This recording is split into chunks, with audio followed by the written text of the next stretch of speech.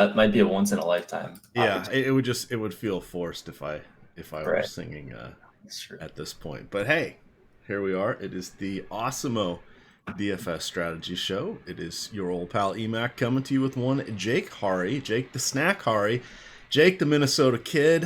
What else do we have? I missed it. Oh, the baseball savant. Ah, yes, The of course. baseball savant.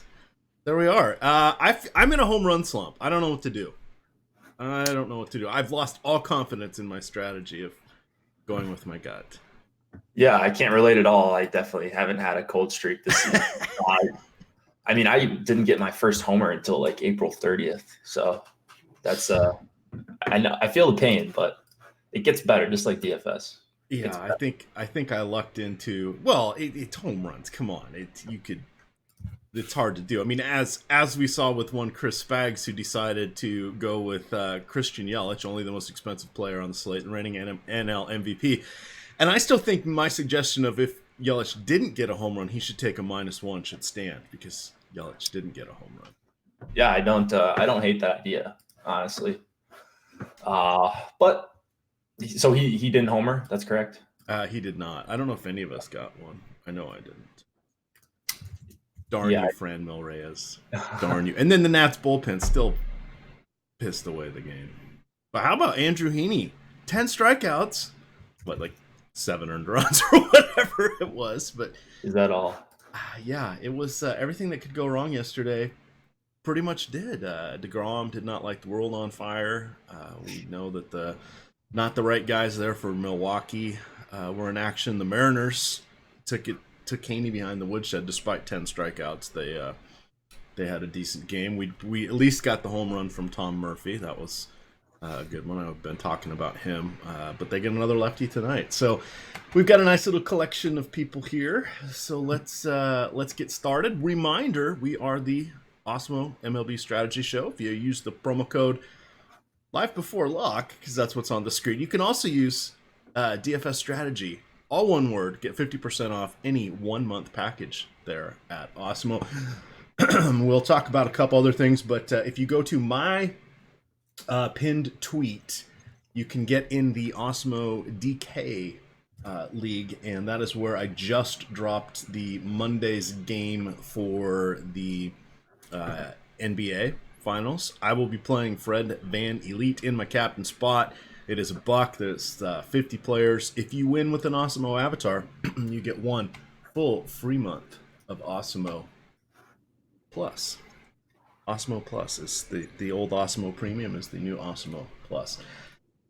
All right, let's wander along here and see what we've got. There's something like, I don't know, 17 games today because there are 2 double headers. There's a 6 o'clock one that really is not going to be on anybody's docket. Let me get to today's schedule.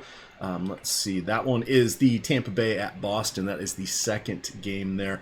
A lot of when we were doing the podcast last night, because there was 2 double headers and they had openers and everything was a mess. Pitching is a little bit wonky, but it looks like it's gonna be Paul Blackburn and Joe Palumbo in the first game for Oakland and Texas. On the night slate, it looks like it's going to be Chris Bassett and Adrian Sampson.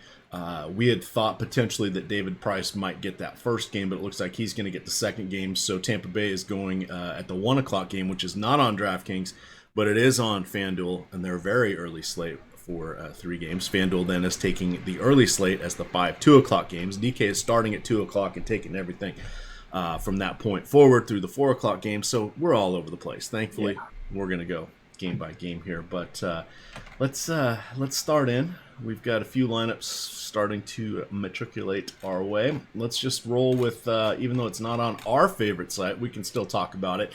Tampa Bay Rays, Josh Smith, 5.4 implied run total here. Smith is a whole lot of meh. On the other side, you have Ryan Yarborough, but he is going against Boston. If I were going to be taking some Boston bats, I think it would have to be probably Xander Bogaerts or Mookie Betts. JD Davis is dealing with back spasms, so he is not in the lineup for the first game. He left, I think it was on Thursday, so he may play today. It may not be till tomorrow. Who knows? This is the third time he's been dealing with back spasms. One of the times was in spring training. So just keep that in the back of your mind. If I'm rolling with the Rays, which I think is an intriguing option there on FanDuel, because a lot of people are not really going to be talking about this lone 1 o'clock game, for me it would be Brandon Lowe and Yi-Man Choi. I don't hate Austin Meadows, but I think the other guys have a little more bang for your buck than Meadows. But Meadows, he does have some stolen base upside there. Any thoughts on this one before we get into the meat of it? Yeah, just looking at the FanDuel slate. I mean, so this would be on the very early only, correct? So Yes. the 3-gamer. Yep. So I was looking to see if you could possibly play Smith. I honestly don't really see it, even though the pitching is atrocious. Like, I think you're just better off going to like Brad Keller because he actually gives you some sort of upside against the White Sox. And then Yarbrough, talk about lack of upside against the Red Sox as well. So not saying much for pitching here. I like the call on Choi and Brandon Lowe. Shit, is it Lowe or Lau? I forget which one's which. Brandon Lau, actually, I think it is. And then Nate Lowe, is that right? That feels correct. Okay, either way, Lowe. Meadows, you mentioned he's a little bit expensive on FanDuel, but I think you're going to be able to work that, assuming you're not going heavy on Giolito, which actually might not be the worst idea. But 4,400 for Meadows, just hitting the cover off the ball so far, and he's just priced up all over the place, but people aren't playing him. So those would be the guys I kind of like on the Tampa side, and then on the Red Sox side, it's the usuals: Mookie Betts, no JD, of course, but Christian Vasquez gets a really nice bump, and he's 2,300 going up against Yarbrough for the most part. So, yeah, there's a couple values on both sides, it looks like. All right. Let's go on to the next game now. This is on everybody's slate, and that's what we're going to get for the next 5. This is our first game starting in the 2 o'clock hour. It is Oakland at Texas, game 1. Again, as we referenced, it looks like it's going to be the Paul Blackburn. McCod got a little shout out in the article because it's official. The Paul Blackburn of the afternoon is actually going to be Paul Blackburn. So here we are. And then you've got Joe Palumbo, which I'm just trying to remember why the heck I know that name. But I looked at him, and this is his debut. I think he has only gone up through AA thus far, but he's getting the call up here for this start. I really don't want either of the pitchers. All of the batters, please. This should be a fun one with the doubleheader there in Texas. What do you think the over-under between the two games are? I'm going to set it at 19.5. For which games? For both of the doubleheaders in Texas. Oh, well, the first one looks huge already, so I think it might be even higher than 19.5. That's my line. What do you think, higher or lower? Oh, higher, I think. Okay. Like, Palumbo might be okay. Like, he projects out okay looking at Alex's rankings. So that might be a guy I get to. I don't think I'm going to get to Paul Blackburn, a guy who can't miss any bats. Wasn't even in the league for the beginning of the season for good reason. And then you go up against the Texas team that's got a bunch of power. You get Asdrubal Cabrera from the correct side, the left side, which is where you want him. Odor, even though he's in the 7th spot, 3,300 is a really good price for him. So we don't have ownership projections just yet. I'm sure those are coming out in the next few minutes, but I would assume Texas is really chalky, and for good reason. The A is probably the same way because they're mid-4 price tags for Semien, Kana, Davis, Piscotty, and Olsen, and they have a 6 implied total in Texas where it is very warm. It's looking like almost 90 degrees. Yeah, that's we're getting into the Texas launching pad phase of the year as we round the corner into mid-June here. This will be a good one. One thing I did want to point out, not related to baseball, we do have some WNBA content. Some guy named Seth is writing the DFS Degenerate slate, and the calling card, much like it is last year, is see how he trolls me in the article. Well, I'm going to drop this in chat because I have editing privileges here. I don't think he does. So here we go. I did my rebuttal. But there you go. Free content there for WNBA. We also have Alex's rankings and projections, which are very solid. And then Seth, of course, holds court in the Slack chat to help us out. The one thing about WNBA, not the best injury reporting. As we saw over the last 2 seasons, Jake, sometimes we don't even know if the players are with the team when they're on the road, let alone at said stadium or arena. It's but that always creates a really nice edge, because even if you're right more than the average player, that's a huge edge in a niche sport like that. So it's Seth write-ups. I've been doing well. It seems like, looking over at the premium WNBA chat. Yeah, it's been a decent time. But there you go. You can see how he trolls me today. All right, and then the counter troll, which I'm pleased with myself with that one. So sort of wrapping this one up. Let me get back here. We do have the confirmed lineup, so let me get my filters back. Let's go with against Palumbo. I'm okay with Semien. I really like Conha, Chapman, Davis, Piscotty, even Pinder. Those would be the main guys for Oakland that I'm intrigued by. Shin-Soo Choo, a little bit dinged up, but he is in the starting lineup. Yes, he is.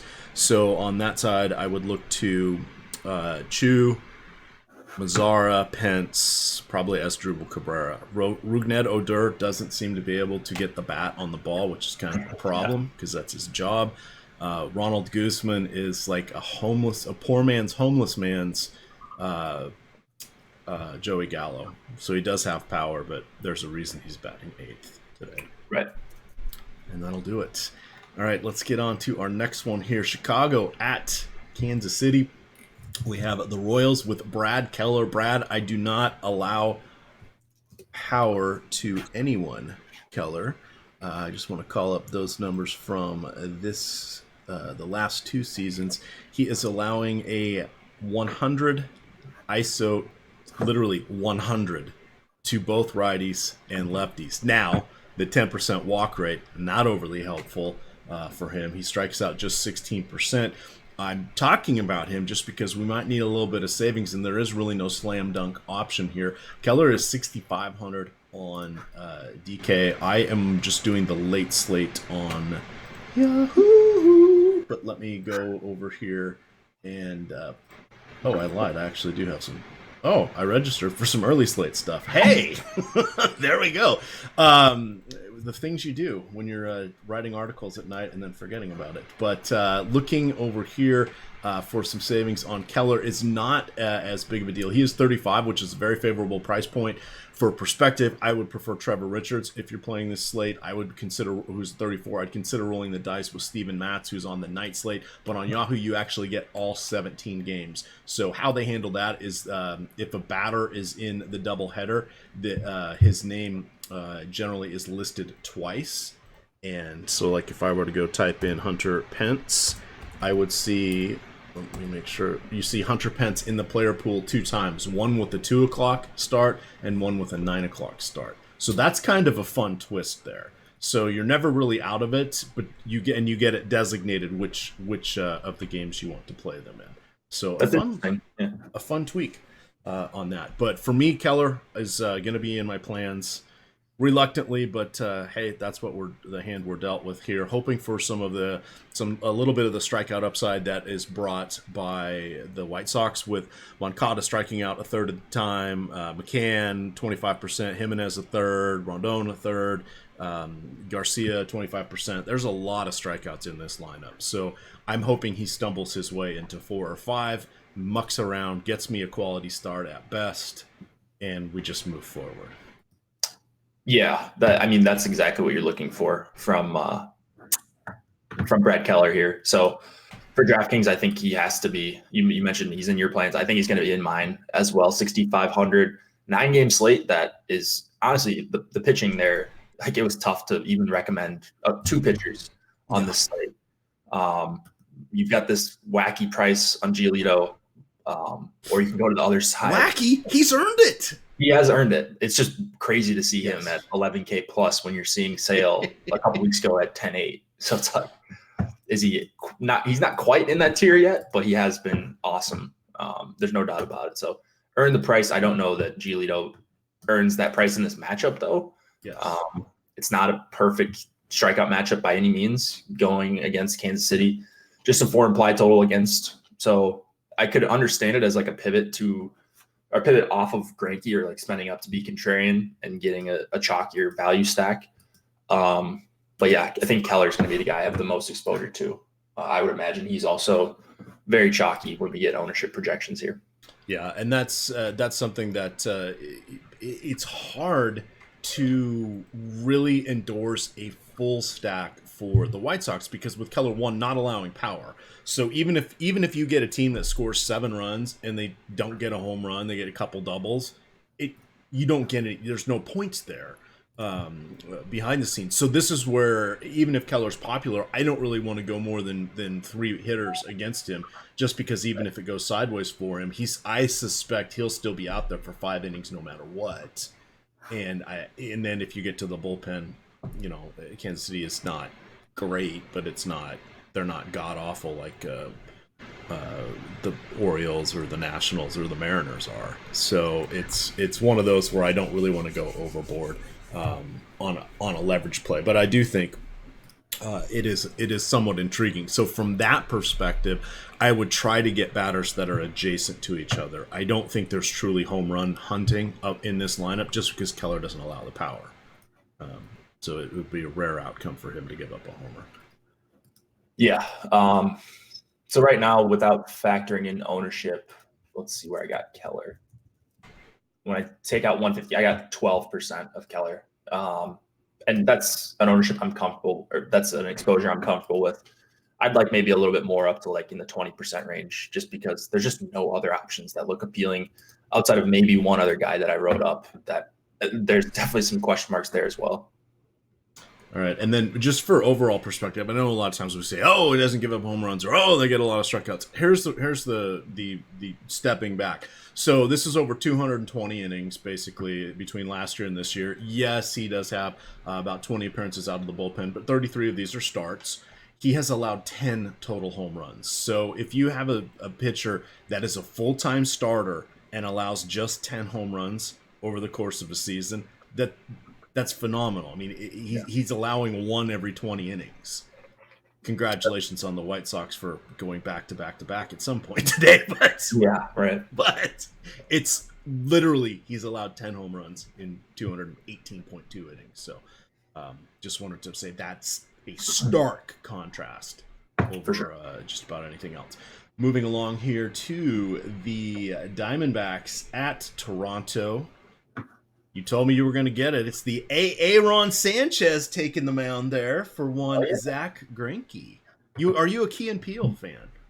I've seen quite a few of those videos. The browser history one is a personal favorite. I don't know if you've seen that one. I have not. Oh my God. You got to watch that after the show. That one is absolutely hilarious. I like the Mexican standoff. That's a really. I don't know if I've seen that one. But it makes absolutely no sense, but I've probably watched it 25 times and I laugh every time. And of course, the substitute teacher ones are good. Oh yeah, so that was the classic. That was the first one I ever saw. Yeah. That's where you get the Aaron reference. But yeah, good stuff from those guys there. Are you going to Aaron here though? I don't think so. Our friend Aaron is just. He's not quite as good, in my opinion. He's not quite as good as Stroman. He does have a little bit more of a fly ball lean, a little bit less of a ground ball lean. He's still, over his last 800 hitters, has a 50% ground ball rate. So that's pretty good. Stroman's at 60. He does get arguably a little bit more strikeouts, but he does allow more fly balls, which can be a little bit of a problem there. Who knew Merrill Kelly was going to have a good evening last night? But I don't really want to go against the Diamondbacks here. They have Marte, Peralta, and Walker are kind of more of their power guys. You're not really getting discounts on these guys here. I still don't understand why Jared Dyson is generally one of the top 10 most expensive outfielders on every freaking slate he's on. And then you've got Tim LeCastro, who's So for me, it's just the three guys there in the heart of the lineup that I would consider. So no real Sanchez for me. I'll set his cap at 10%. And sorry, the doorbell rang, so I got to go figure out what that is. So I'm gonna leave you. I'm gonna abandon you here for a minute because the dog's not gonna stop. Sure, I'll take over here. So Greinke is the guy that I wrote up just because basically lack of options. So check out the spotlight. Pitchers article that I do on Saturdays, filling in for Josh. I mentioned there's just not a lot of options, and Greinke, as safe as you can be, I think, for being an MLB DFS pitcher. So he's 10-1. You could argue it's a decent price. You could argue maybe he's a little bit overpriced. I'm not exactly sure, but it is a decent strikeout matchup against Toronto, assuming they roll out a normal lineup. Sogard at the top kind of is annoying if he's going to lead off, which it looks like he will. But the rest of this lineup, I think he can strike out with some ease, assuming he's got his best stuff. Sanchez is the guy that's a little bit more interesting to talk about just because 6,200, if you look at the game logs and you look at like the swinging strike stuff, it's kind of crazy. So starting on April 21st, he went 3 straight games with a 5.1, 7.1, and 3.4% swinging strike rate. Then 4 straight games with at least 14.8% swinging strike rate. Then his last 2, he's at 3.1 and 4.7. And the chase rate has kind of followed that same trend. So he's just an overall super confusing guy. You look at the season-long numbers, and they don't look good. Like versus righties, a 5.68 xFIP and striking out under 17%. That is worst on the entire day for pitchers going up against righties. 40% hard contact. Like, it doesn't really make sense. That being said, I'm playing a good amount of Sanchez, it's looking like. It'll obviously depend on ownership, as everything does. But right now, he projects as one of the better values up there with Keller for me. All right, so sorry. Let's give a shout out. The guy running for school board, John Beatty. So if you're in the Catoctin school area, there you go. He seemed like a nice fella as I ran down and tried to explain to him. I'm on a call and I've got to come back. He's like, oh, sorry. There you go, John Beatty. There you go. Just because he was nice, he'll probably get my vote. There we go. But yeah, I don't have any kids in the school district, so I don't have to worry about that, Jake. Those are our future. I believe the children are our future. Teach them well. Let them me, right? You're talking about me? Oh, yeah, we're going to show you all the beauty that you possess inside. Of course. Whitney Houston, for those of you not catching on. Let's see. Anything else that you wanted to hit on this one? And thank you for covering me there. No, I think I'm good. I'm interested in both pitchers is kind of the overall point. Not crazy about the hitters. If I was going to hitters, obviously I'd rather go to the Diamondbacks, but I don't love the look at their lineup, honestly, besides Peralta at 4,400. Yeah, and for those guys, it's more or less a pricing play or pricing that's just sort of keeping them out of the mix.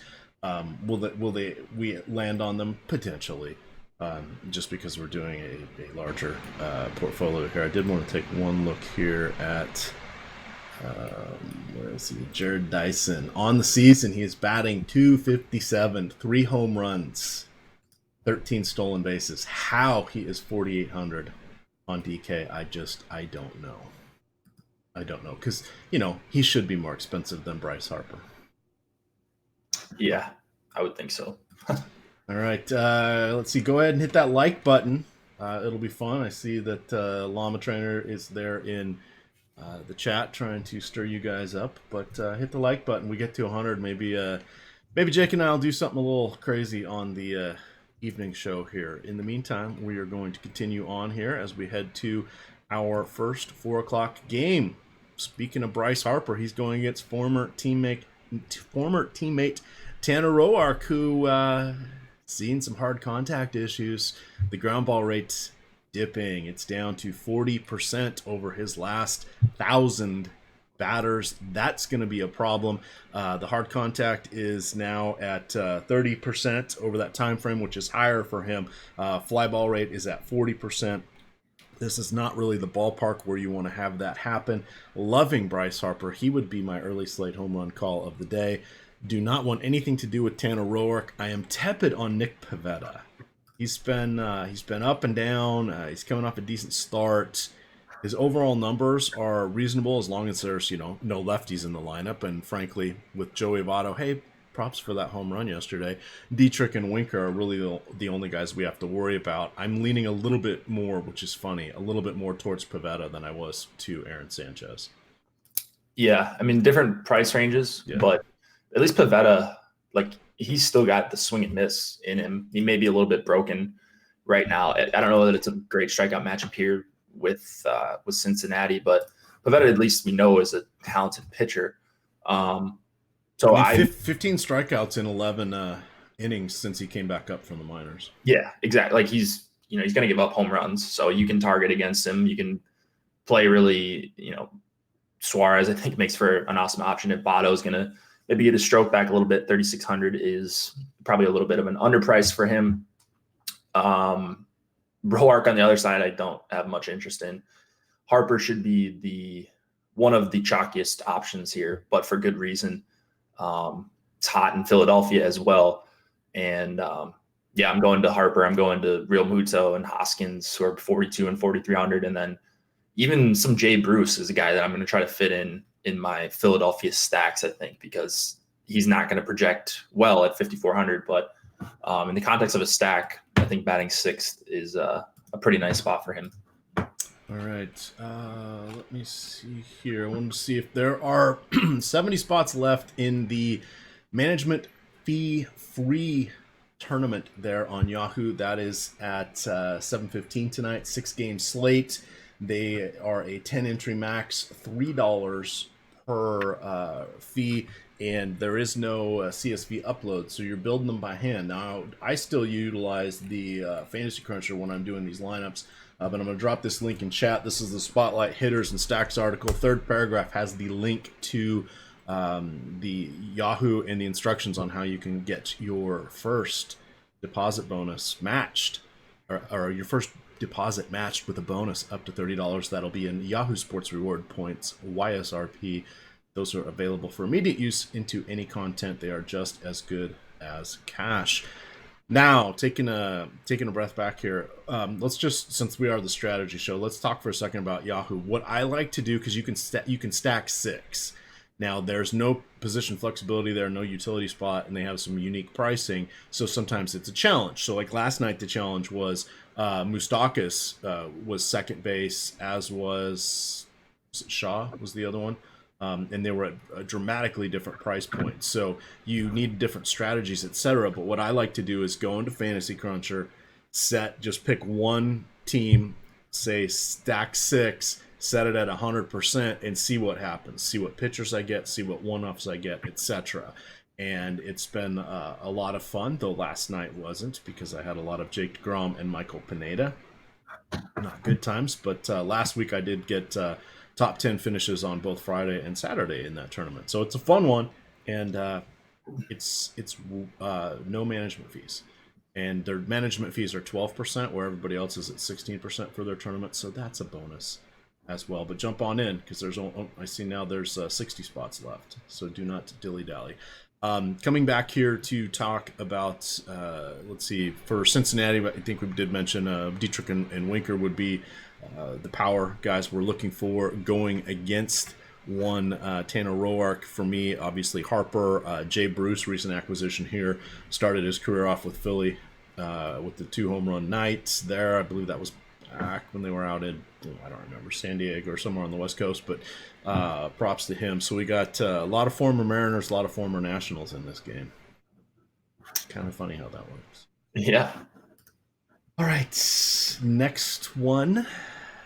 We are looking at New York and Cleveland. CC Sabathia, the venerable one, taking the mound once again. He is going against Adam Plutko for Cleveland. Cleveland has a 4.8 implied run total. The Yankees have a 5.3 implied run total. But these guys are once again in that discounted sweet spot. Are you leaning more towards Keller or Sanchez, or are these guys in the mix as well? Nobody really standing out from a strikeout perspective amongst that quartet. Yeah, I just don't see a path for a bunch of strikeouts here. Maybe Plutko. I think if I had to choose between him and Sabathia, I just don't know if he's quite there with like Sanchez and Keller, and you save a few $100s with both of those guys. And now with Gregorius back, it becomes an even tougher strikeout matchup here against the Yankees. It's not the lineup I would love to attack. So I don't think I'm going to get to a ton of Plutko, and probably the same thing goes with Sabathia.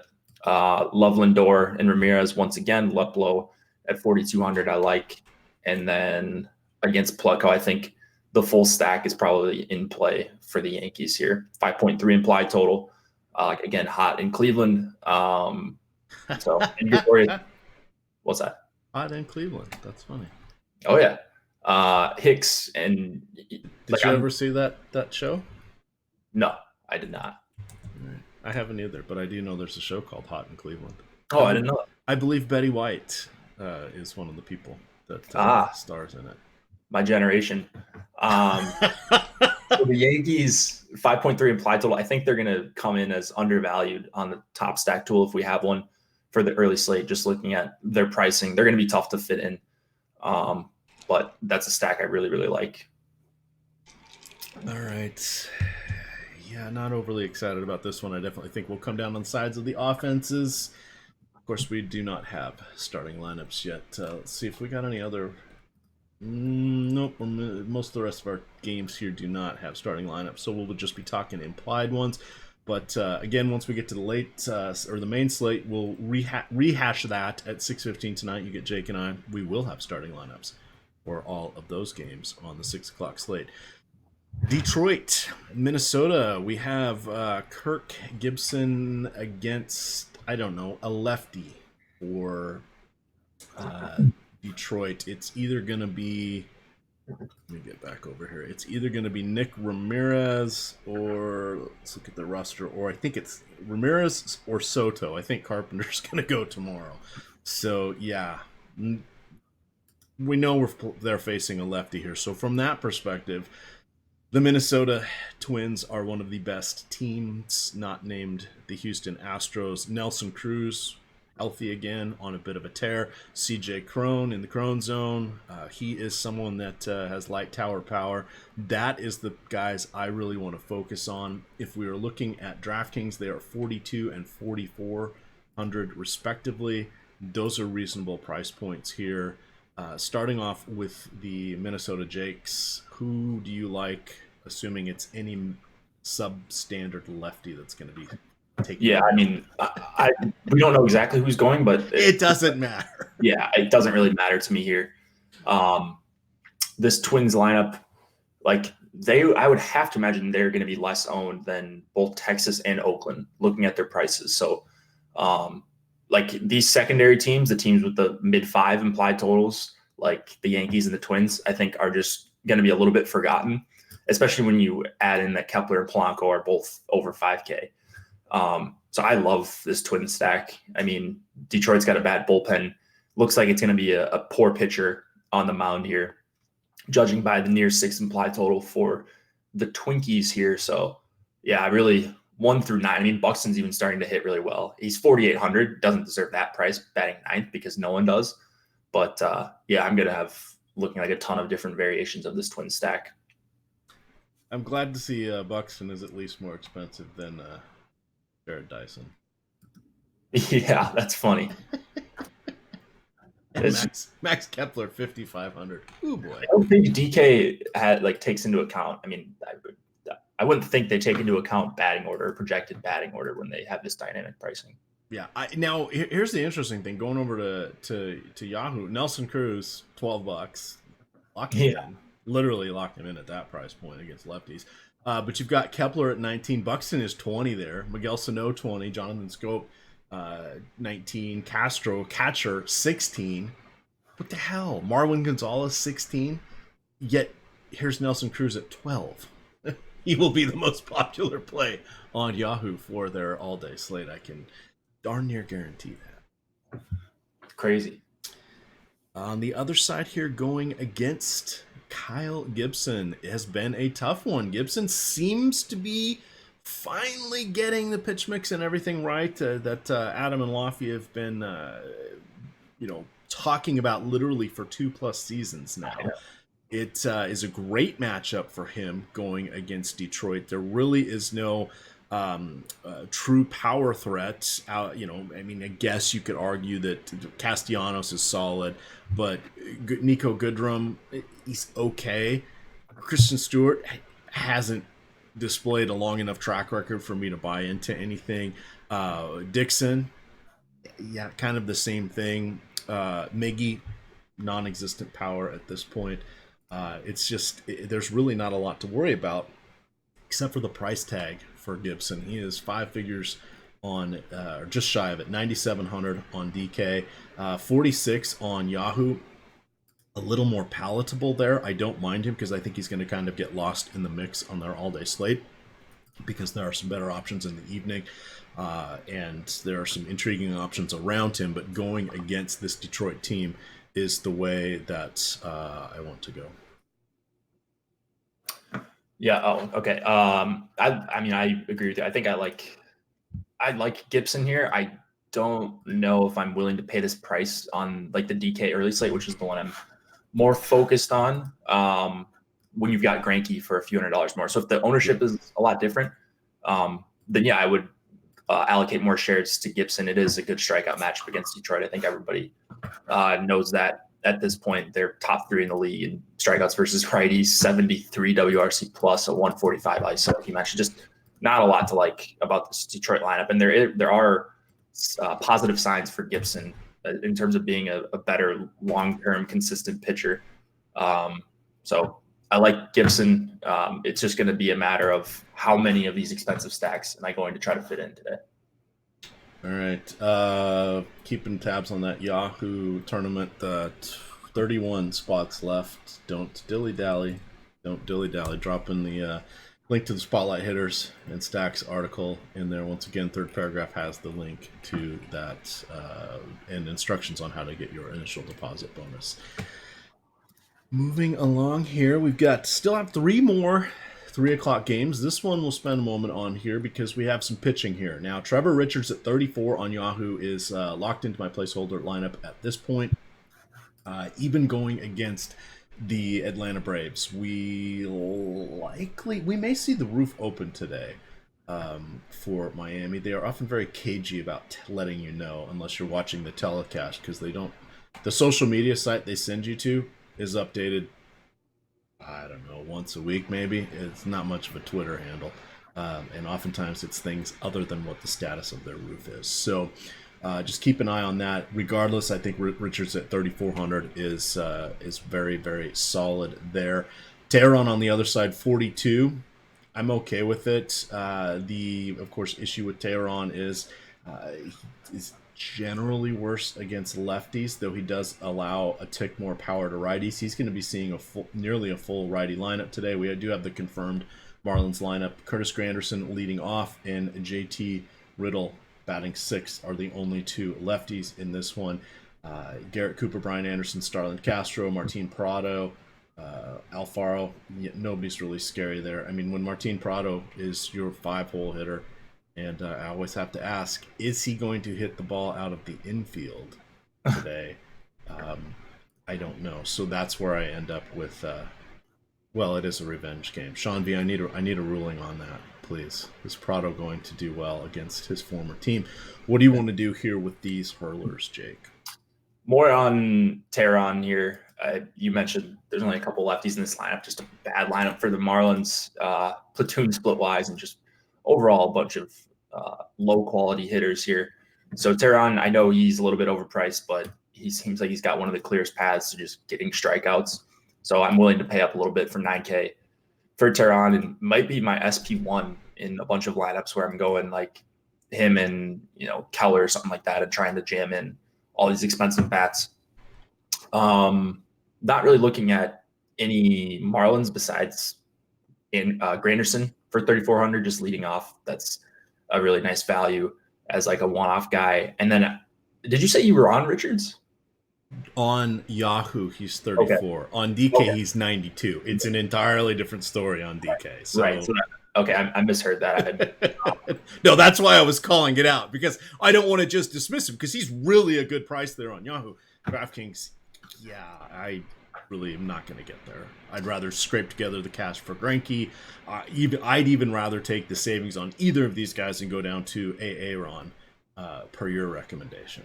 Yeah, I think that's what I would get to as well. So I'm not really on Richards on DraftKings. I agree that's a nice price on Yahoo. And he can handle lefties because of that really solid changeup that he has. So Freeman's the guy that sticks out. I don't know that this is the best matchup for Freeman, honestly. I'd be more looking at guys like Acuna and Donaldson for 44 and 4K on DraftKings, but not a game I'm heavily targeting outside of Tehran. All right. I wanted to see. Let me go to this site because they should have the updated totals for Miami. Their current lineup has a 100 ISO against righties. Yikes! That's really, really poor. Yikes! That is not good at all. Not good at all.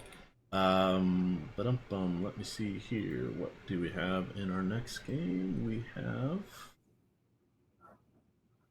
Oh, did we get them all? Nope, one more, two more.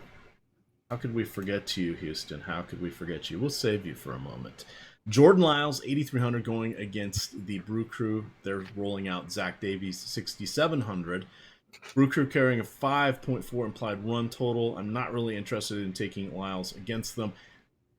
Davies, again, down in the close your eyes and click one of these guys, plus or minus $500 off $7,000 on DK. He is worthy of consideration, mostly because it's not that terrifying of a Pittsburgh lineup. They have about an average strikeout rate.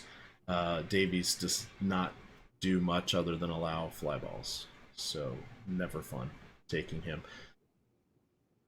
Variance happens. Sometimes it will go in your favor. So I'm not on the pitchers. I'm definitely on the Brewers.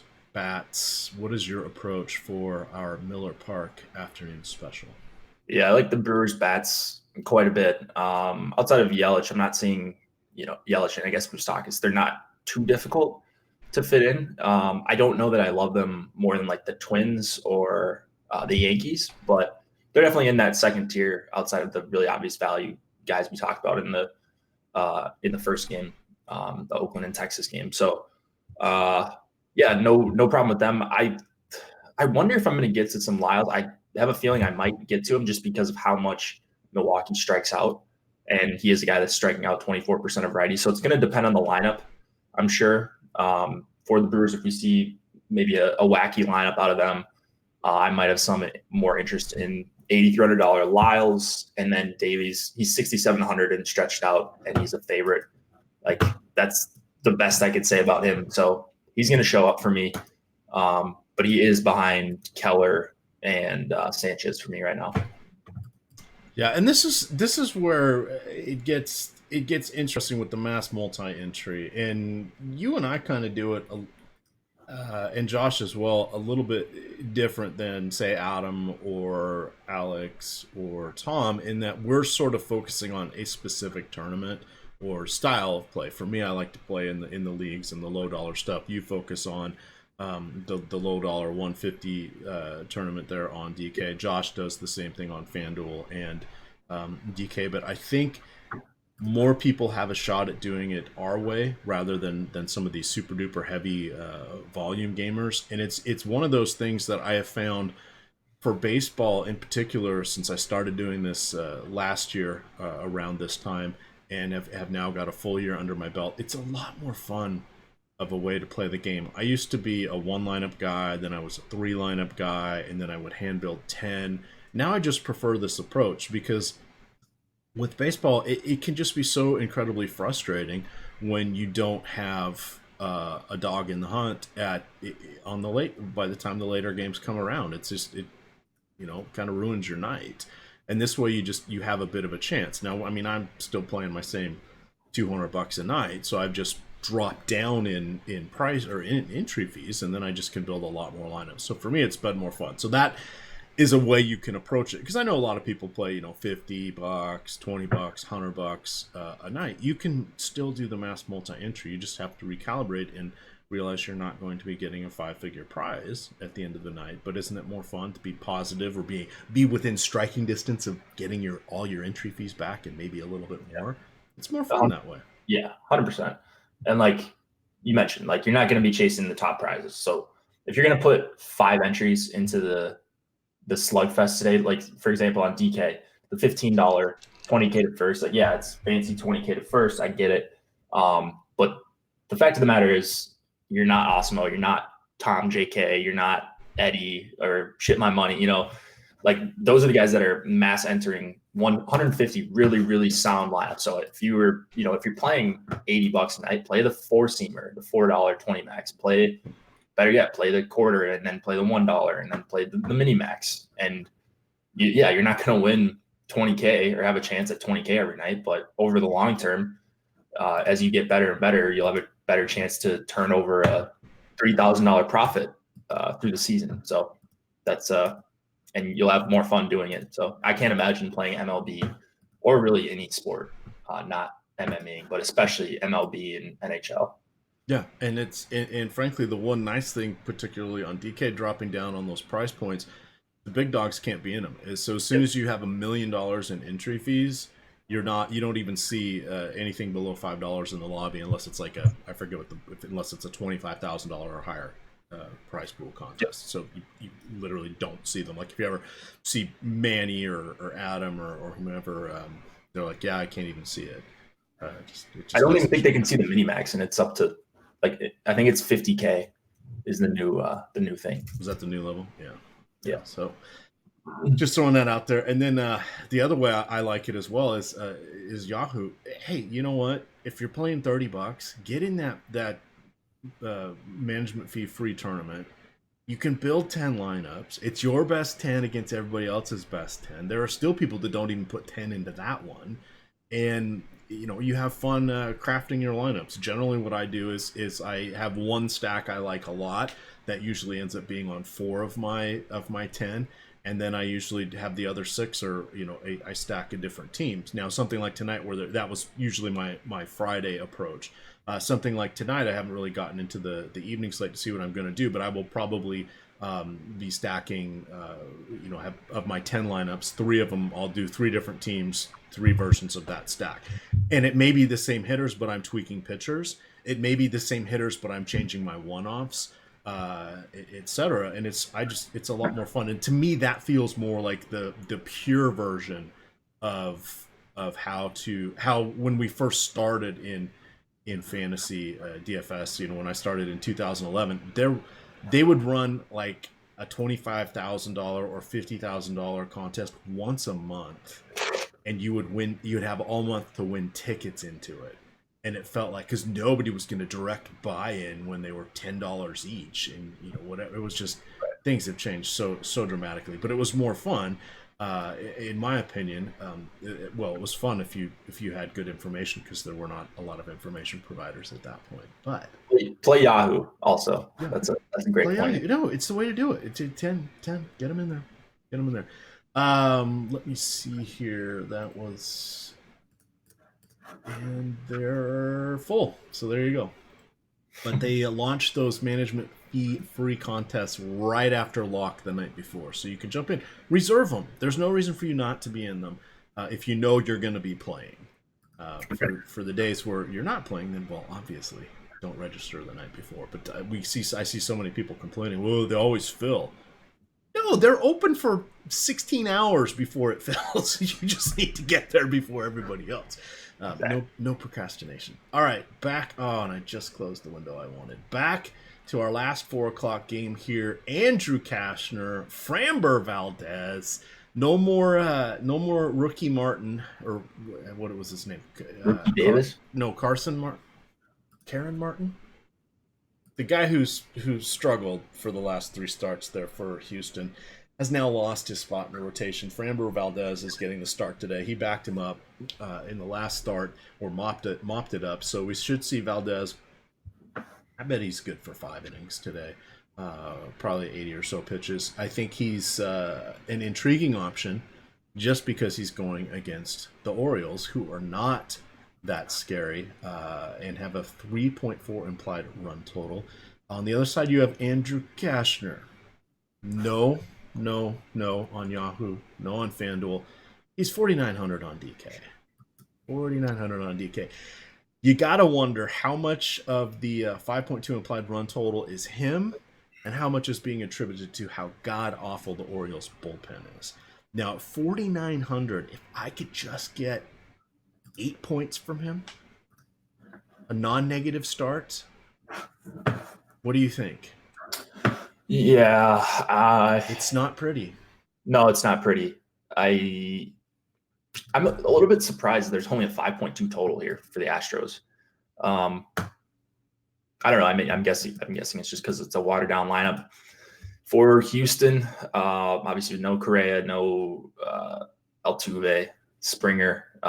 So that's probably why. But Cashner just can't really get strikeouts. I get it. Like 4,900, he's going to be in my pool. I would rather have him not show up. I think I can get to what I want without getting to him. And I do like a lot of Astros bats, specifically the top 6 here, really. And then Tony Kemp always grades out really well in Alex's projections, even when he's batting like 7th or 8th. So that's probably going to be a guy I get to as well. Good value here for the Astros. And then Valdez, I think I agree with you on the 80 pitches. That's kind of the number I had in my head. I think it went 65 his last outing. So $7,400 pitcher. It's an okay value, assuming he can get you 5. I think if things go well, he could get you to 5 pretty easily and get a chance at the win. And the Orioles strike out quite a bit versus lefties. So, yeah, I'm in on Valdez. He's a guy that I'm going to get to, and I'm not going to get to many Orioles bats. All right, so let's see. We're going to have some fun with Andrew Cashner here. So in 2017, 28 starts, he allowed more than 4 runs how many times? 28? Yeah. Last year? No, 2017 with Texas. Oh, more than 4? I would say like 15 starts, 10 starts? No. 4. Wow. That's pretty impressive. 2018, last year with Baltimore, 28 starts. How many with more than 4? I feel like it was more. I'd say 10. 5. Yeah, that's why he keeps sticking around. He just eats innings for bad teams. Yep, 12 starts this year. How many? It's 4? 3 times. Okay. So his first start, he gave up 6. In his last 2, he's been lit up. But I want to point that out just because he's generally a guy that does not get lit up. He will allow a home run per game. I mean, literally, what, 1, 6, 7, 8, 9 of his last 8 of his last 9 games, he's allowed 1 home run. Only once this year has he allowed 2, and then he has allowed no home runs twice. So he's gonna give up a home run. He's gonna get some ground balls. Probably not gonna get. Literally, he will count his strikeouts on one hand, but he's going to be out there for 95, 100 pitches. 95 or 100 pitches. If we just get a little bit lucky, as they say, tin cup, a little gust from the gods, he's in play on DraftKings. Yeah, I mean, yikes. If you think you can squeeze 10 points out of him, or even like 8 or 9, you're probably going to be okay playing him, because there are some expensive bats to pay up for. That's for sure. Yeah, it's not going to be fun. But let me see here. So he is this. Let's see. Soto's the only guy cheaper than him. He is averaging 11.5 fantasy points per start. About half of his games, he's gotten into double digits. In his last 10, only one is negative, and that was his last start against San Francisco, who smacked him around for 6 runs. Of course, he did allow 5 walks and had no strikeouts. Only 1 home run again, though. So just throwing it out there. God. And the reason, so here's perspective. We all thought DeGrom was in an awesome spot last night, and it didn't happen for him. We thought Heaney was in an awesome spot last night. He got strikeouts, but he gave up a bunch of runs. Didn't DeGrom have 25 DK? Yeah, but the interesting thing here on DK is the last couple years you could find these discounted pitchers that were okay. I think by them raising everybody and then kind of compressing it, it's really making your decisions harder. And I'm almost wondering, and I wanted to run this by you, and maybe we'll talk about it more tonight if you want to ruminate on it a little bit, but is it worth in some cases just saving the $2,000 and going with a, somebody that has an 80% less or 80% probability of the better guy and just using that money on bats? It just seems to feel that way for the number of times we've seen top end starters just get in great spots, just get nothing or even implode. Yeah, I think you should, if you're hand building, you should start with your stack first, and then what Alex says is you figure out the pitchers afterwards. Because if you get to 5 innings, anything can happen in terms of your score, even for a guy that sucks. So that's why you see him and us a lot of the time playing bad pitchers when you're multi-entering, because a bad pitcher can go for 20 DK points at 6K. It happens, nightly. So getting those guys while also getting expensive bats in the long term, I think, is a really viable strategy. So yeah, like foregoing some of these guys on the later slate, I think is going to be the interesting thing to talk about, like 11K Rich Hill. But yeah, I think in general, saving money at pitcher is a really viable strategy, just because people in optimizers, if you're not prioritizing bats, you're going to get these expensive pitchers and everyone's going to be on the same value stacks.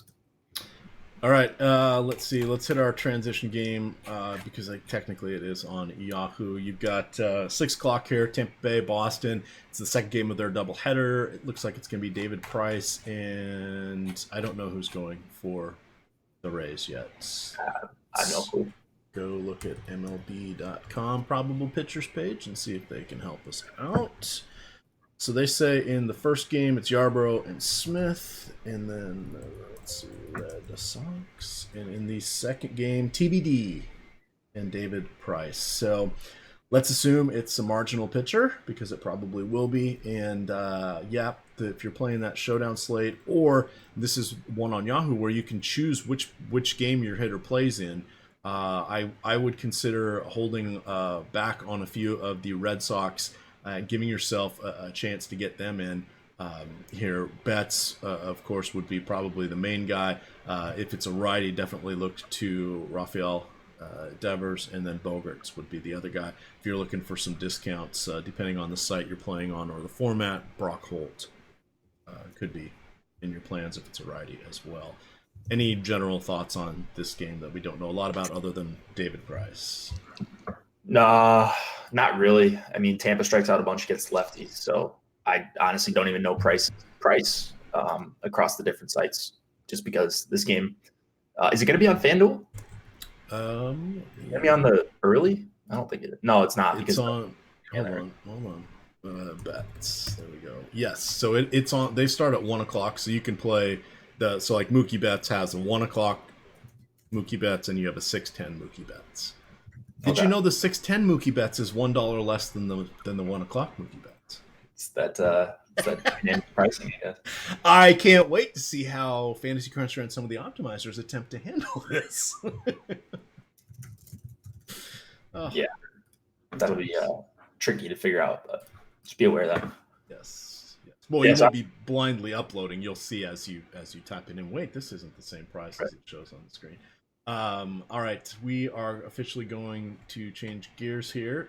It is 58 minutes in, and I'm saying that and writing it down because I'm going to put this on podcast form. So for those of you that have to dip on out of here, the Saturday contest, when we talk about the full slate, I always put in the description when we shift to the other slate. So we are on a 6-game evening slate here. Again, you will get to Jake and myself reprising our roles at 6:15. It is a 7:15 start. Once again, it is Fox Saturday Baseball. So let's talk about some of the games that we have on tap. First one we're going to look at is the Los Angeles Dodgers at San Francisco. Now, this is a 4 o'clock local time game. I point that out because it's going to be nearly 80 degrees in San Francisco today. A bit of a warm stretch there. We have Rich Hill at 11,000 on DK going against Jeff Samardzija at 7,700. You've got the Dodgers coming in with a 4.9 implied run total, and you have Samardzija, being, quote, backed up by a 3.2 implied run total. Let's start off with Rich Hill first here. What do you think his pitch count will be approximately, because we have Reston Dave Roberts in our lives, and you also have a Rich Hill that is due for a split fingernail or a blister issue? Yeah, kind of tough to know because he went 104 and 111 his last two. So if he could get over 100, he'd probably be at least in play for 11K. I never know with this guy. Like you mentioned, the blisters, like it's just, you can't predict this guy. So while it is a great spot and it is a really low implied total against him, as it usually is, 3.2 could not be a better park. I don't think he's really going to be on my radar all that much for this 6-game late slate.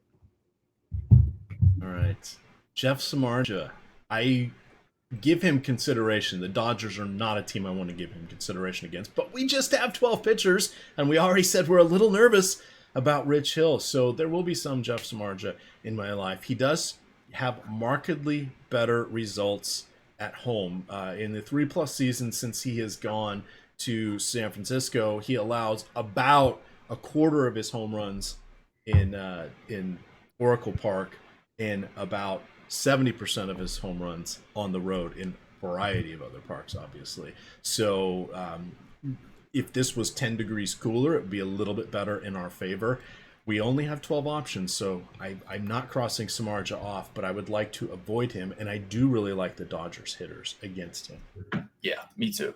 I'm going to run. I'll be right back. Yep, no problem. You can talk about Dodgers or whatever. I got this. All right.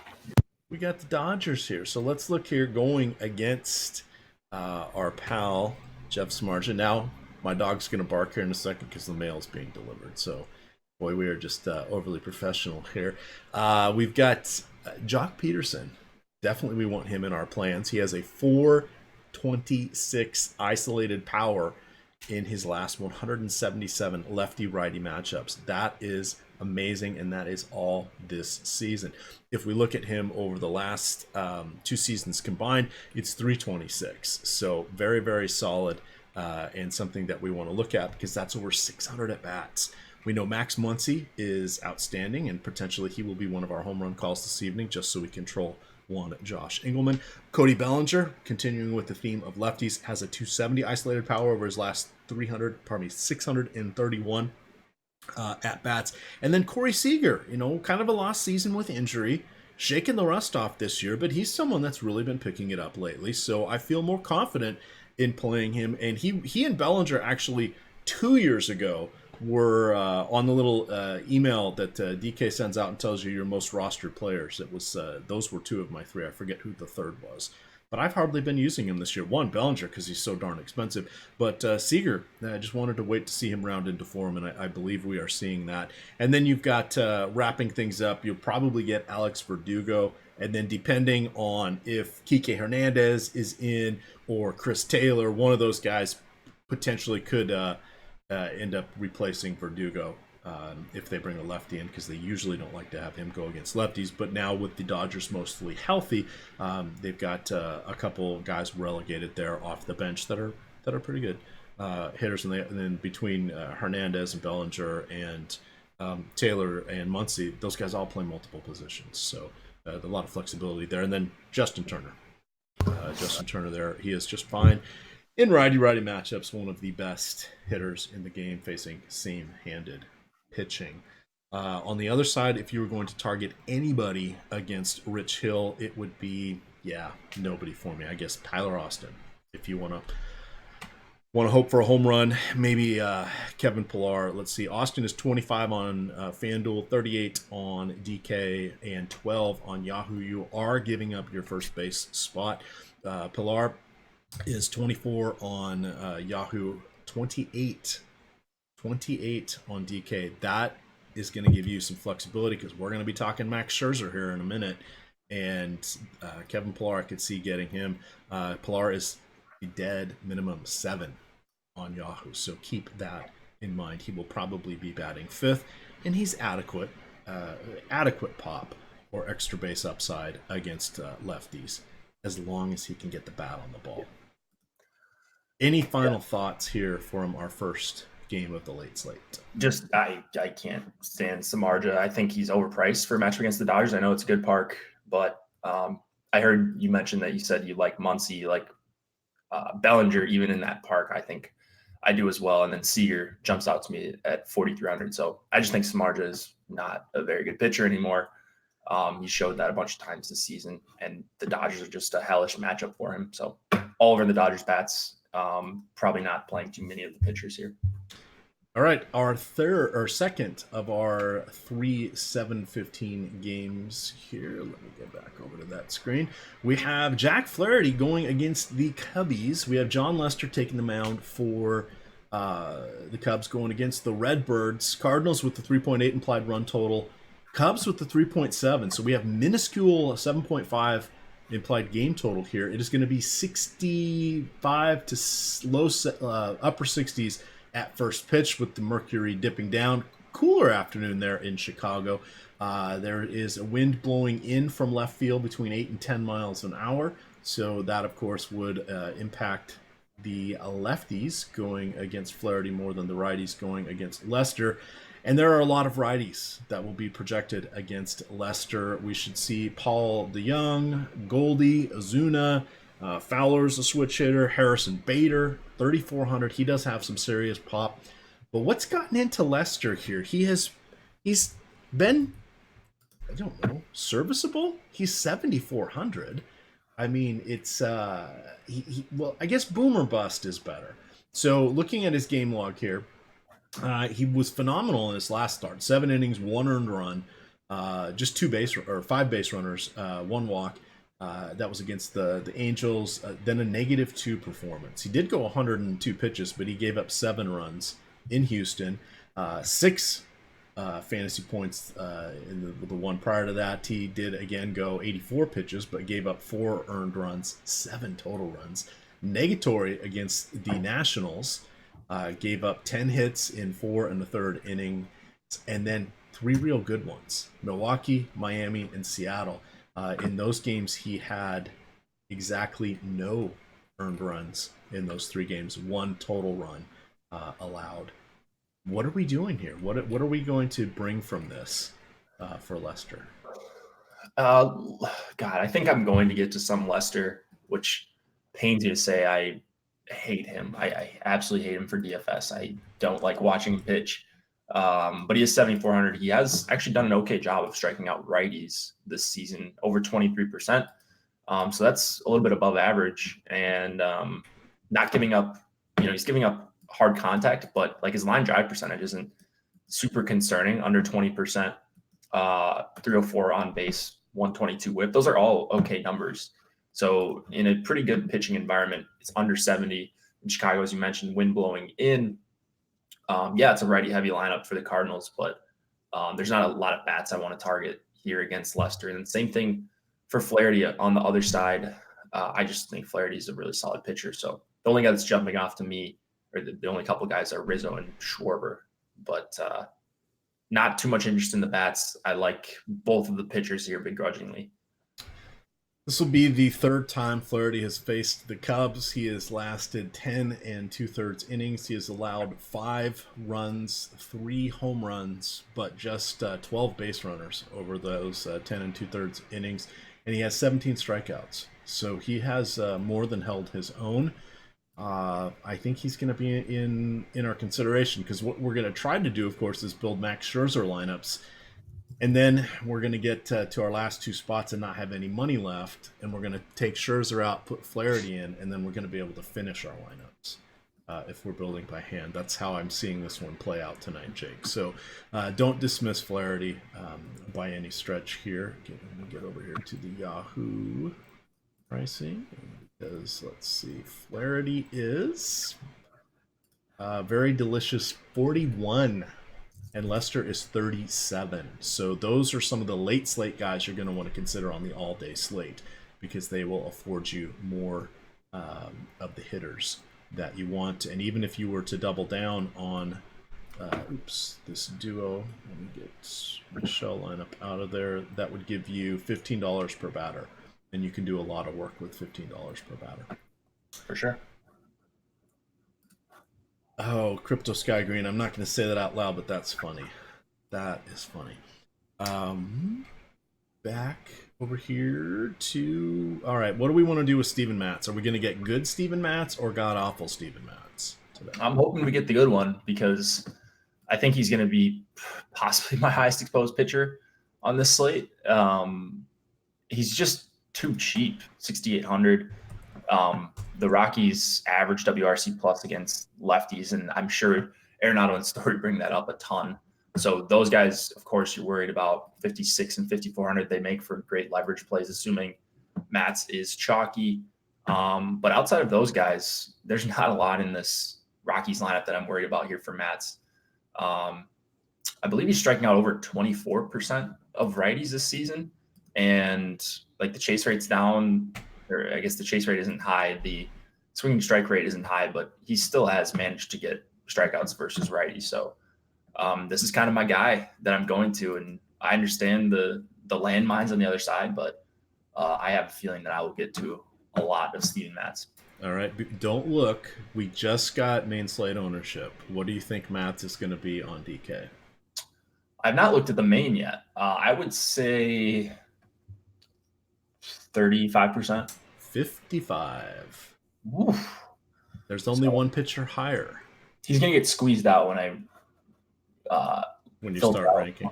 But yeah, that's pretty brutal. Currently, Jeff Samardzija at 1%. How do you feel about Jeff Samardzija knowing you'd be the only person in your neighborhood with him on your roster? I still, I'd probably like 1 to 55% is a little ridiculous. Just in hopes that Matz gets completely blown up and Samardzija gives you 13 or something like that. So I would probably make that swap. Just math says that you should, but yeah, that's not great.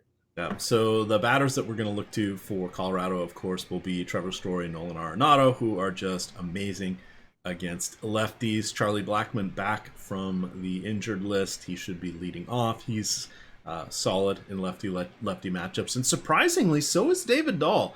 They've with no more Carlos Gonzalez and a few other changes to their lineup. They've been having and injuries. They've been leaving him out there in lefty matchups, and he's been okay. His last 125 at bats, a 175 isolated power, which is totally acceptable from that standpoint. And I hadn't realized it. The Ian Desmond, he was always a guy I liked against righties because he had sneaky same-handed power. He's been just kicking the hell out of the lefties. His last 268 at bats, a 250 ISO, 350 Wnba. That, if you had asked me to guess what his isolated power was against lefties, even accounting for the fact that it's not that he plays half his games in Coors Field and isolated power doesn't care where you play the games, right. I would have said probably 185. So 250, much higher than I was expecting to see. Yeah. That is the third and final of our... Oh, I lied. Yep, nope, that is third and final of our 7:15 games. We have our lone 9 o'clock game. This is the second matchup today between the Oakland Athletics and the Texas Rangers. You have Chris Bassett, $7,600. I like Chris Bassett. However, he's staring down the barrel of a 5.0 implied run total from the Texas Rangers.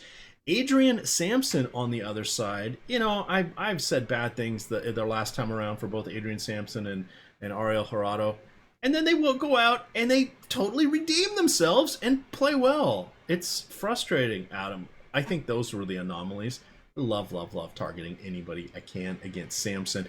And up and down the lineup, we do have power for Oakland. It'll just be a question of who's in the lineup after the day game or the day half of their doubleheader.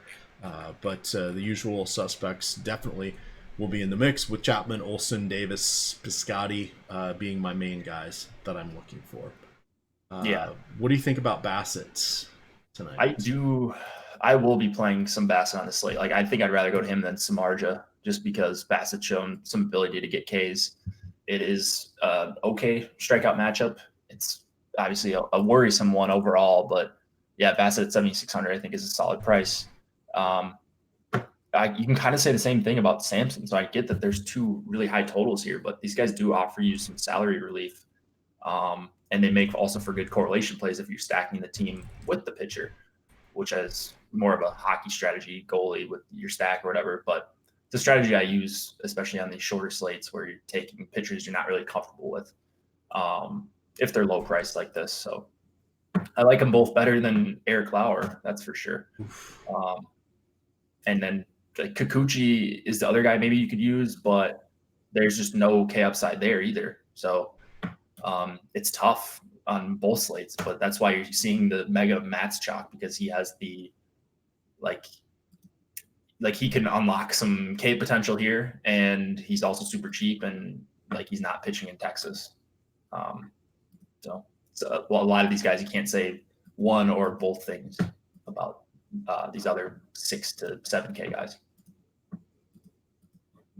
All right, I am trying to do some math here. So if we have 24 earned runs and you have 35 innings, that would be 24 times 9 divided by 35. 6.2. It's not very good. Not very good. That is Zach Greinke in Toronto for his career. That spans, let's see, 14 years. I don't know if that's going to be accurate, how he was pitching 14 years ago versus today. And he hasn't pitched in Toronto since 2010. Just throwing that out there. Feels like some stale data there, considering his last time facing Toronto was 2010. Yeah. Just saying that. Wnba, love you, buddy. Love you. But I can't subscribe to that particular metric. Half these guys were in high school the last time he faced Toronto. Yikes. Let's see. A little game log back here. For Texas, if you were looking to gain some leverage here against Bassett, and because it is a 12-game slate, leverage will be had on darn near everybody. What are you thinking with regards to the Texas batters? Now, we'll have to see if Chu is in both games. Again, he's a little dinged up, but we'll probably see Mazzara. I bet Anders plays both. Santana will play both. Asdrubal play both. And, well, Rougned Odor. Cockroaches and Rougned Odor not getting the bat on the ball. The only thing that survives the apocalypse. What do you want to do with any of the Rangers? Yeah, they're fine as a stack, I think. It's just going to depend on who's in the lineup. So I don't know. Your guess is as good as mine as far as who's going to play both of these games. So it's just really tough to tell right now if it is Odor and like Mazzara, you're getting at 4,500. I think those guys are both fine. But yeah, it's not like it's just so hard to have an opinion on this team when they're doing this doubleheader, because you can easily see 5 of these hitters in the projected lineup not in the lineup. Yeah, let's see. We probably. What time is their first game? Oh, we'll have the lineups for this one when we do the late show, because it's a 2:00 game. So as long as it only takes 3 or 4 hours to play it, they'll be just fine. 2 more games to go. The 10:00 games. We have UC Kikuchi going against Dylan Peters, assuming that I don't know, Bedrosian or whoever else sometimes is the opener there for the Angels does not go. Let's see. I did write up my thoughts here on Dylan Peters. So that's Spotlight Hitters and Stacks. Again, that's a free article. Drop that in chat here. The third paragraph will have the link on how and instructions on how to sign up for Yahoo to get your $30 initial deposit bonus. But I did want to call out here. So the Mariners have a 107 weighted runs created plus against lefties this season. That is 10th highest in the league. That means they are 7% better than the average team. They're scoring 5.12 runs per game, which is also 10th in the league. Dylan Peters has been around for the last 5 seasons with the Marlins, and then now with the Angels, who acquired him last year. He did have 2 solid years at the University of Texas. Has okay strikeout stuff, does not have control. That's been a bit of a problem. The Angels got him because they thought he might help their bullpen a little bit, but here's his chance to stick in the rotation with the injuries there for the Angels. How tall do you think Dylan Peters is?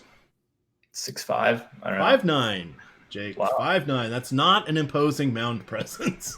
No, it's really not. However, it is a unique arm slot because we mostly see towering power lefties. No, we've got an average sized guy and a small actually for a major league ball player on the mound. So that's going to be kind of interesting to see what happens there. I believe he was back down in AAA Salt Lake City. Can I get to his minor league game logs? Let's see how much he's pitched. He has gone 82, 87, 75, 97 his last 4. Look at that. Shout out to Baseball Reference. The Salt Lake Bees. How did I not know it was this? I knew it was AAA Salt Lake, but I did not know it was the Salt Lake Bees. Yeah, you could have given me 100 guesses. I wouldn't have got that. I don't think I would have either. And I tend to know, you're like the such and such lug nuts or the, the blah, blah, blah peanuts and lightning bugs and all that stuff. I would not have guessed the Bees. Most certainly not. Talk to me about these pitchers. Kikuchi, you want to keep an eye on him. He's due for another one of his starts where they're going to let him start, but they're going to limit his innings. They mentioned that one time that they were going to do it and then didn't, but then they did it the next game. This is something that they have said going into the season that they're going to do with him, but I would tread lightly. He's priced right, but it's always a tough one there against the Angels, who do not strike out. Literally are the lowest or second lowest in the league, depending if you're looking at righties or lefties. What do you like about these pitchers? Not much about Kikuchi. Even at 5,900, he's not projecting as a good value because it's a terrible strikeout matchup. And he's gone 73 and 74 pitches his last 2. Who knows how deep he's allowed to go this time? And even if he does go 5, what is he giving you? Like 3, 4 strikeouts if things go perfectly? So I don't know. I just don't know how he hurts me here outside of a crazy, 5% outcome or something like that. So I don't think I'm going to get to a ton of Kikuchi. Peters is the guy that's more interesting. 7K makes for an interesting pivot off of Steven Matz in that same price range. Do you have his ownership right now for Peters? Let me get back to that screen. And Brick just throwing out the fire in the premium chat. He would like everybody to know he's questioning, is this bring your son to work day at Osimo? Yeah, it is. It basically is, considering Jake is literally half my age. For Kikuchi, we've got 5%. For Peters, we have 5%. Yeah, okay. So Peters at 5% then. Maybe not as good of a matchup as Matt's. He doesn't have as many things going for him. It's a little bit higher of an implied total for Seattle compared to the Rockies. So he's just 7K. Like, he's fully stretched out, as we said. Looks like he's, not the worst pitcher in the world. Just a quick look at his minor league stuff. And the Mariners are actually striking out versus lefties, top 4 in the league, 26.6%. So he's a guy I can see a clear path to success for. And if he's going to be a 1/11th of the ownership or even close to Matt's, then that's a guy I'll be overweight on for sure. All right, just a second. I'm writing in my journal. Dear Diary, in the last 12 hours, 3 of the top 6 ranked DFS gamers have mentioned my name in chat. Alex, Tom, and now Brick. There we go. Look at that. If only we could get the Chipotle brothers in here. Yeah. I could go for the full commemorative collector's edition of comments. All right. Moving on over here to... the guys Cesar Puello has been actually decent. It's been frightening. I mean, in a stack, like, you can play Puello and Pujols, obviously, Trout and Ohtani, the guys you want for sure. There's going to be a lot of balls in play here and a near 5 implied total for the Angels. I don't hate it at all, even though I don't love the idea of stacking up the Angels really ever. Yeah, I don't mind it. For Seattle, I think we can definitely give consideration to Beckham and Murphy. They're great against lefties. Of course, Domingo Santana, Edwin Encarnacion are just fine as well. Those would be the guys I would look to. And if you need some extreme savings, it looks like they brought in the Mac Williamson. I think they picked him up a couple days ago off of, I'm assuming off of waivers, or they bought his contract from somebody. He's former San Francisco Giant, I believe. last game of the night, where the pitchers are living, or where the pitcher is living. Max Scherzer 12,000 on DraftKings. Max Scherzer 60 on Yahoo, coming in at the highest for every site. This is a phenomenal matchup, and that's all I really need to say. 3.1 implied total for the pod squad here. Someone will get a home run off of Scherzer, and then hopefully he will strike out 10 or more batters. Yep. Padres striking out most in the MLB versus righties this season, 87 WRC plus. It's a good park for Scherzer. I mean, there's not much to say about Scherzer here. It's just, can you fit him in, and is he not going to be crazy chalking? I don't know. I mean, he probably should be the chalkiest pitcher on the slate, I would think. Yeah, 56%. Okay. So it's going to be him and Matz. So maybe if you're playing a lot of Scherzer, you try to pivot off your SP2 or just get really different with the bats. There's always ways to differentiate. It's nothing bad I can say about Scherzer here, even though he's going to be 50+% owned. Yeah, and here's one way to do it. Go with those two, and then go with either Story or with Arenado. There you go. And no one is going to do that, even on a 6-gamer. And you get some.